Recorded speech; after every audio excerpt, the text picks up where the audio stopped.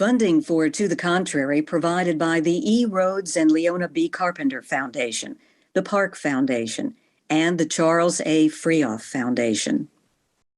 Raven was dealing with the KKK stampeding the stage and threatening her life, and coming onto the tour bus and looking for the Black dancer. But this was the journey of a lot of Black dancers in that time.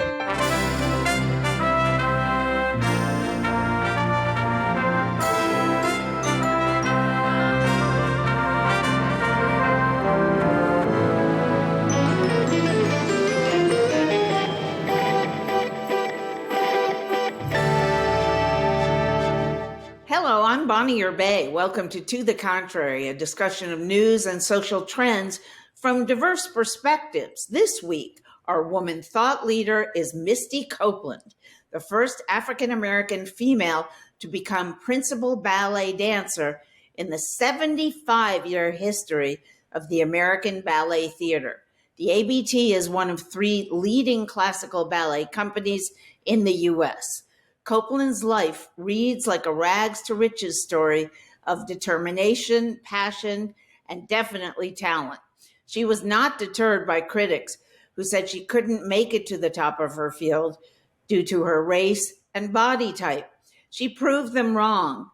And now, as a role model, she's also working to make a difference for the next generation, and grateful to those who helped pave the way for her, especially the woman she calls her North Star, Raven Wilkinson. It's in Copeland's second memoir in her 40 years, Wind at My Back. Welcome, Misty Copeland. How are you? I'm wonderful. Thank you so much for having me. We are thrilled to have you. And so is our audience and millions of little girls who have you as a Barbie doll, which is just one of your many, many, many honors, having done the things that you have done with your life. Now, you started out poor and with a fair amount of changing homes, moving, etc. in your childhood. Tell us about that. Yeah, I am one of six children. I was actually born in Kansas City, Missouri. At 2 years old, my mother picked up and left her second husband and moved to Los Angeles with me and my three siblings at the time. She would eventually marry two more times and have two more children. For the most part in my childhood, she was raising us single-handedly. And there was just a lot of instability and uncertainty. As you said, a lot of movement, a lot of moving around, changing schools, and sometimes not having a roof over our head or food on the table. It was a lot of struggling and this state of survival, I would say, for me and my siblings and my mother. And it was at the age of maybe 12 and a half, 13, that we were at our lowest point financially. We were living in a motel in one room, all of us kids sleeping on the floor, and we were on food stamps. And it was at that time that ballet found me and completely changed my life at the community center where my mom had all of me and my siblings going at the Boys and Girls Club of San Pedro, California. And it all changed from there. Do you think you were able to channel that really rough beginning into the power to take all the rejection that you had to take and fight back against racism, even sexism? I know ballet is primarily way more women dancers than men, but still there is sexism. Yes. Is that what gave you your backbone, or was it something else? Yeah, it was a combination of things, but that was definitely a big part of kind of my grounding as a person that really shaped me, all of these experiences. I mean, definitely watching my mother with, as a single parent, never give up. Her perseverance and her strength is definitely something that is ingrained in all of my siblings and myself. I think she prepared us in a lot of ways that being biracial, being mixed, she raised us to understand that we were going to be seen and viewed and treated as Black people in America. And that definitely was another layer of preparation that helped me when I entered into the ballet world. But seeing her strength, coming from the background that as you said, that I came from, definitely gave me a tougher skin. And it also gave me more like life experiences to pull from in becoming an artist and going on the stage and being able to utilize this incredible art form and craft into this the peaceful time in my life. Like when I went on stage, it was this beautiful escape, and I could forget about all that was happening in the realities of my world. And that's why I often say that ballet saved me in so many ways. It's not only that you could, and I speak from experience, not as a ballerina at all, but as an equestrian. Mm-hmm. When you're up there riding, and I'm sure it transfers to, and controlling a 1,300-pound animal underneath you, you have to focus. Yes. You can't think about anything else, or you're on the ground. Absolutely. And a lot of what you were doing, which made you look so graceful and elegant, was incredibly difficult, right? Yes, absolutely. It takes a lot of focus and strength, especially as a young person, to be able to kind of put aside all that's happening in your life and focus on this one thing that takes so much discipline and sacrifice and focus and strength and grace and all of these things. But I fell in love with it. I fell in love with the hard work, and I fell in love with how it made me feel and what the outcome was from putting in the hours and the sweat equity. And it was just, to this day, it's one of the best parts of the journey of my training, is being on stage and getting to give back, the work that I put in, and give that back to the audience that gets to enjoy our art. You devote your book to your role model, Raven Wilkinson. Tell us about how you met and how she became larger than life to you. Yeah. I learned of Raven Wilkinson in 2010, watching a documentary on the world famous Ballet Russe de Monte Carlo, the ballet company that came from Europe, really brought ballet to America. One of the most important ballet companies of the 20th century. And Raven was the first Black woman to dance in the company. She eventually became a soloist with the company. But watching this documentary, I was a soloist at American Ballet Theatre, so I was very much, in the midst of my career. And I discovered this Black woman in this important ballet company, and I had no idea that she even existed. It made me angry that that's not part of our history as Black people that's been documented and shared openly. But at the same time, it was like this instant connection and recognition, to be, for myself, being the only Black woman at American Ballet Theatre for the first decade of my career, I understood her journey. And it kind of gave me this understanding of a purpose that I didn't realize I had, that it wasn't just about me and my own personal goals of becoming a principal dancer, accomplishing, getting to do certain roles, but that I had a responsibility stepping onto the stage to carry on her legacy and the legacy of so many Black women who came before me. But what's incredible is that a year later in 2011, my manager had done some research and found out that Raven was still alive, living in New York City, and actually a block away from me on the Upper West Side. Which is unbelievable. We met for the first time at the Studio Museum in Harlem, where we had a conversation together in 2011 for 2 generations of Black ballerinas. We just hit it off. And she was like no mentor I'd ever experienced, no teacher I'd ever experienced. And that Raven, simply was just sharing her love and appreciation for the fact that I was doing what I loved and carrying on her legacy in some way. Ballet is, of course, a European form of dance. Europe is, for the most, or was certainly back then, predominantly white, if not exclusively white. Tell me about the special issues that breaking into a field like that has for a woman of color. Yeah. It being a European art form and having been created and really built around white men and women, there's so much that's just naturally, I don't know if it's natural, but it's ingrained from its origins to really just represent white people. I even think about, the tights and the ballet slippers and the point shoes that dancers wear, and the color is European pink, and that's supposed to represent the color of your skin. So for a person of color, especially a Black woman, you're already being told from day one, from the start, that this is not something that is meant for you or built for you to be a part of. There are genres of ballets called the white ballets, the ballet blanc.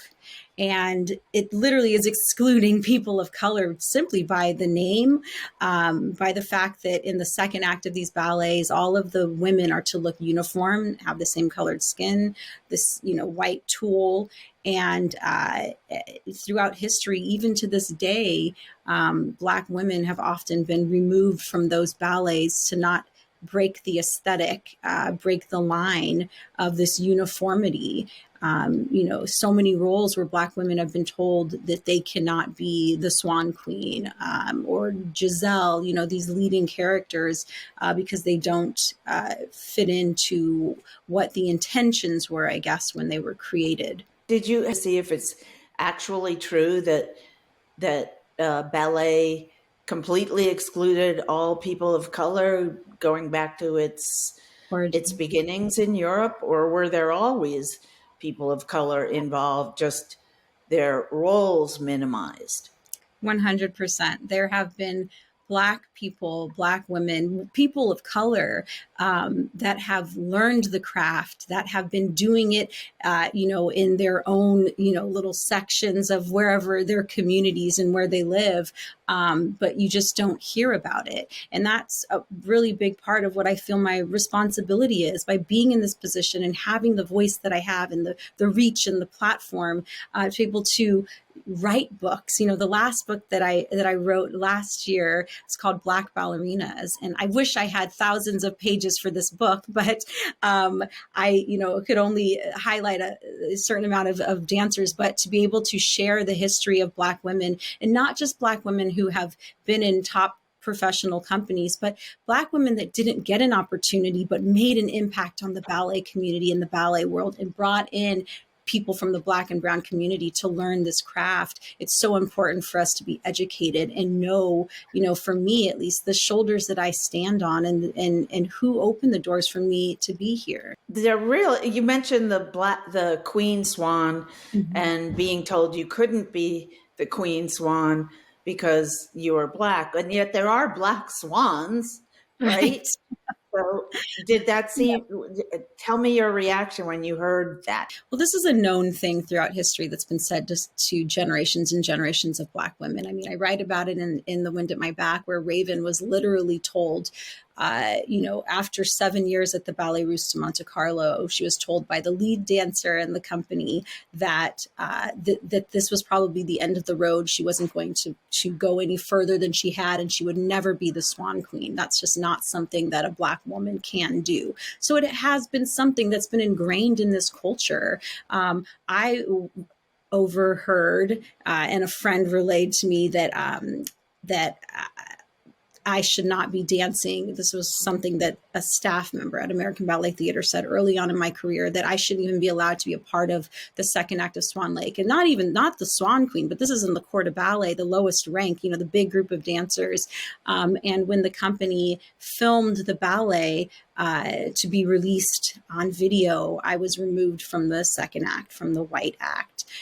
So it is a reality for so many dancers of color. And what I feel feel is that we're in an art form, and we're here to tell a story through movement and to, go beyond the realm of reality. This is supposed to be this incredible fantasy artistic outlet where these, who is a swan and who is to say what a swan should look like? Swans come in all shapes and sizes and colors. And, and I think about so many fairy tale like characters, that it's about us using our imagination and telling a story through dance that we should be focused on. You saw your North Star, your mentor, being trying to dance in the South and having white people and Jim Crow laws, I guess, work really hard against her. Tell me about that. What's so interesting is that Raven joined the Ballet Russe in 1955. So this was before segregation, right before.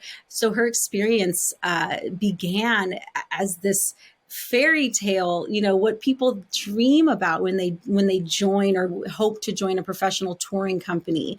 She was the only Black woman, but she was embraced. There were dancers from all over the world, from different cultures, and she never felt like an outsider.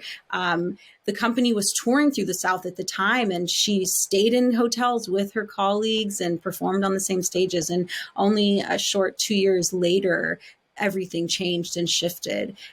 She was visiting those same, Atlanta, Georgia, where else, Mississippi, places that she had been to before. And now everything had changed, and the KKK, their presence was so prominent. And, she had so many instances where I can't imagine, being an athlete and being a performer, what it takes to get yourself prepared mentally, physically, emotionally focused before a performance. And Raven was dealing with the KKK, stampeding the stage and threatening her life, and coming onto the tour bus and looking for the Black dancer. So this was the state of mind that she was in, when she was going into a performance. I can't even imagine, that experience. But only 7 years into her professional career, it was just too much for the company and for her. And she ended up moving to Amsterdam and finishing out her professional career with the Dutch National Ballet. But this was the journey of a lot of Black dancers in that time. But I think it's important that we educate people today, especially, that this was the path and journey of Black dancers, and we're still dealing with the repercussions of that. But do you think you have not had to suffer, I'm guessing, to the extent that she did? The racism she faced was overt. Maybe yours is covert. Is that an accurate? Would you say yours was an easier path, or am I fooling myself? 100%. I mean, I have not had the physical threats on my life and things like that Raven had, but the ballet world, I would say, is so far behind the rest of the world, and, has actually had an easy time, like, getting away. We exist in this very niche bubble. And a lot of people don't even know what's going on within this world. I mean, up until, 3-4 years ago, and actually I think it's still a practice, but there are ballets that are still being performed in blackface. In Russia in particular, and in Europe, I believe, but that's how far behind we are. So there's a lot of racism, overt racism, that still exists in ballet today.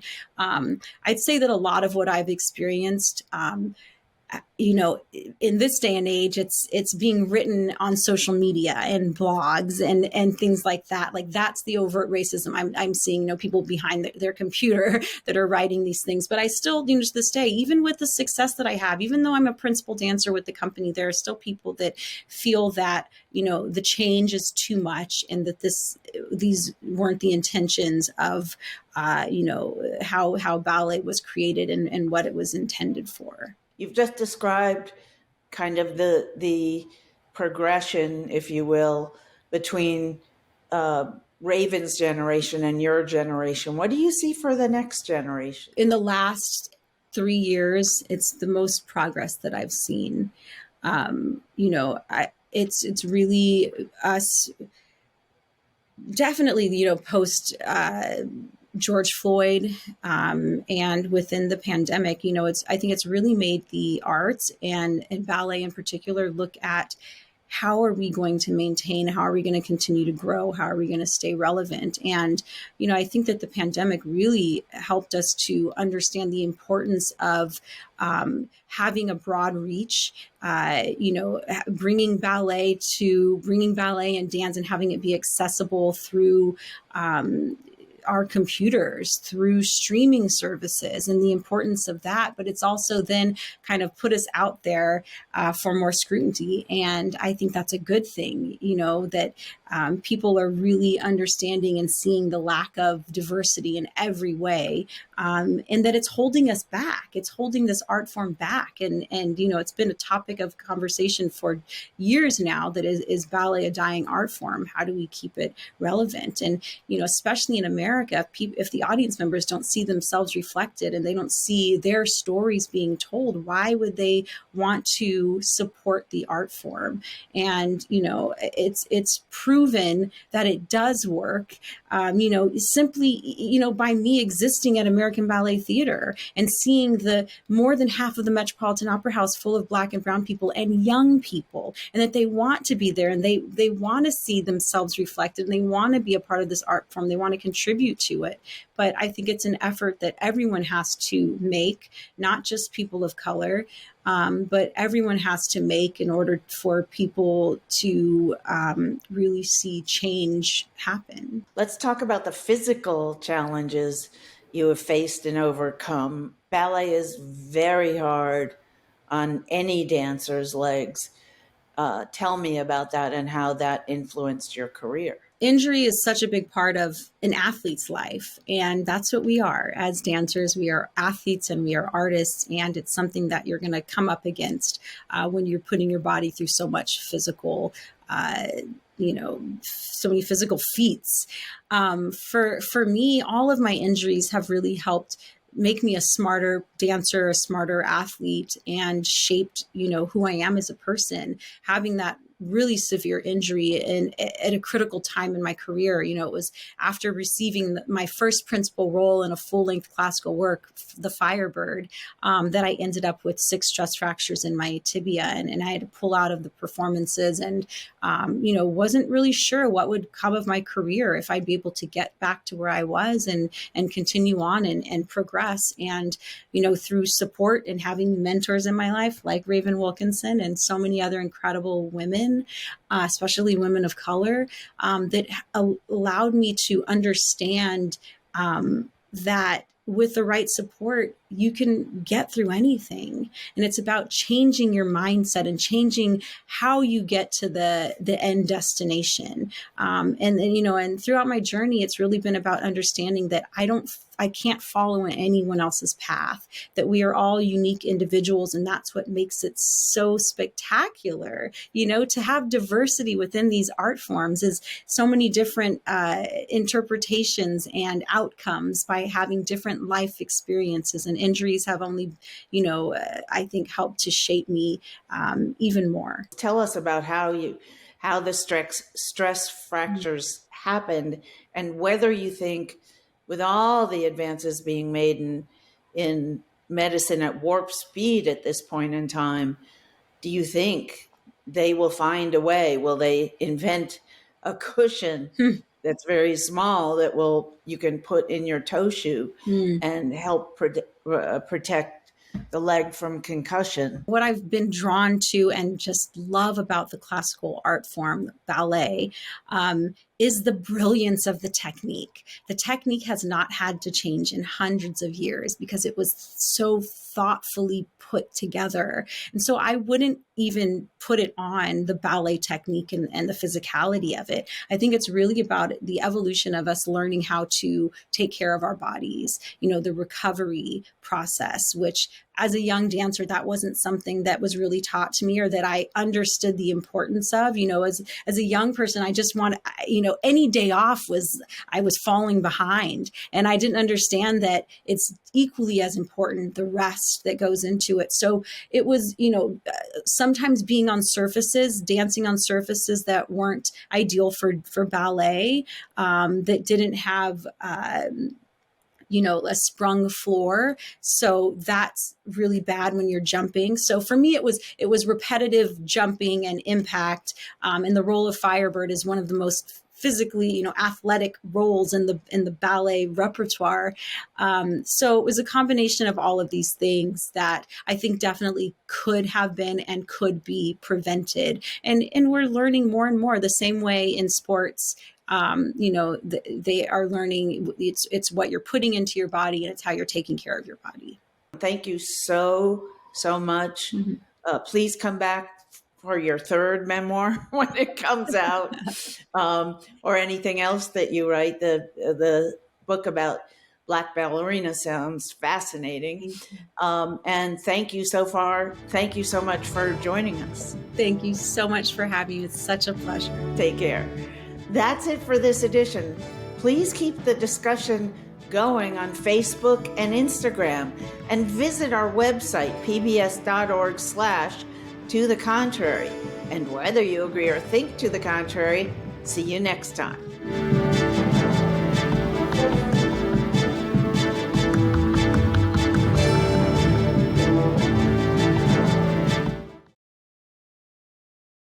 Funding for To the Contrary provided by the E. Rhodes and Leona B. Carpenter Foundation, the Park Foundation, and the Charles A. Freoff Foundation. For a transcript or to see an online version of this episode of To the Contrary, please visit our PBS website at pbs.org/To the Contrary. You're watching PBS.